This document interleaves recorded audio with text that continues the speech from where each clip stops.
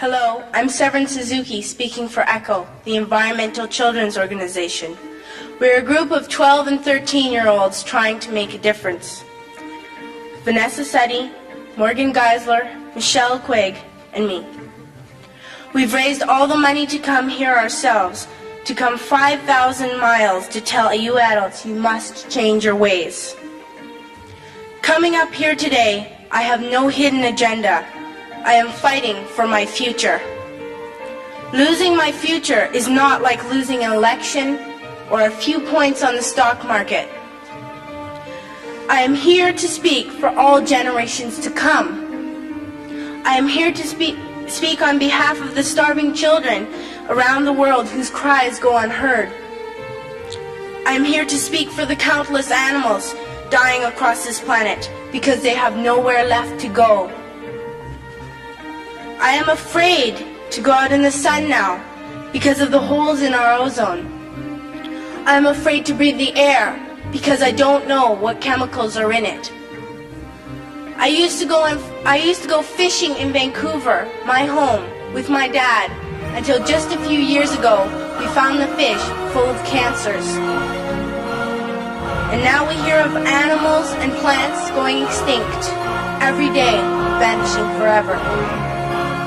In my life, I have dreamt of seeing the great herds of wild animals, jungles and rainforests full of birds and butterflies. But now I wonder if they will even exist for my children to see. Did you have to worry of these things when you were my age? All this is happening before our eyes, and yet we act as if we have all the time we want and all the solutions. I'm only a child and I don't have all the solutions. But I want you to realize, neither do you.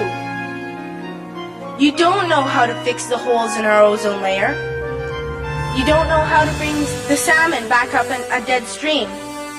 You don't know how to bring back an animal now extinct. And you can't bring back the forests that once grew where there is now a desert. If you don't know how to fix it, please stop breaking it. Here, you may be delegates of your government, business people, organizers, reporters, or politicians, but really, your mothers and fathers, sisters and brothers, aunts and uncles, and all of you are someone's child. I'm only a child, yet I know we are all part of a family, 5 billion strong, in fact 30 million species strong, and borders and governments will never change that. I'm only a child, yet I know we are all in this together and should act as one single world towards one single goal. In my anger, I am not blind, and in my fear, I am not afraid of telling the world how I feel. In my country, we make so much waste. We buy and throw away, buy and throw away, buy and throw away, and yet northern countries will not share with the needy. Even when we have more than enough, we are afraid to share. We are afraid to let go of some of our wealth. In Canada, we live the privileged life, with plenty of food, water, and shelter. We have watches, bicycles, computers, and television sets. The list could go on for 2 days. 2 days ago, here in Brazil, we were shocked when we spent time with some children living on the streets. This is what one child told us. I wish I was rich. And if I were, I would give all the street children food, clothes, medicines, shelter, and love and affection. If a child on the streets who has nothing is willing to share, why are we who have everything still so greedy? I can't stop thinking that these are children my own age, that it makes a tremendous difference where you are born. That I could be one of those children living in the favelas of Rio.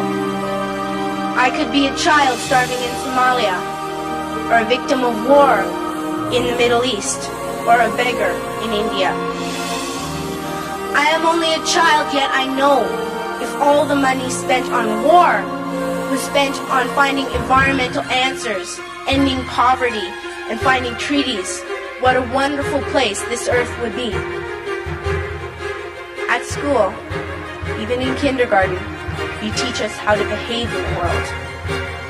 You teach us to not to fight with others, to work things out, to respect others, to clean up our mess, not to hurt other creatures, to share, not be greedy.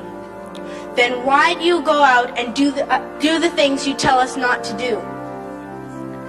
Do not forget why you are attending these conferences, who you're doing this for. We are your own children. You are deciding what kind of a world we are growing up in. Parents should be able to comfort their children by saying, everything's going to be all right. It's not the end of the world, and we're doing the best we can. But I don't think you can say that to us anymore. Are we even on your list of priorities? My dad always says, you are what you do, not what you say. Well, what you do makes me cry at night. You grown-ups say you love us, but I challenge you, please, make your actions reflect your words.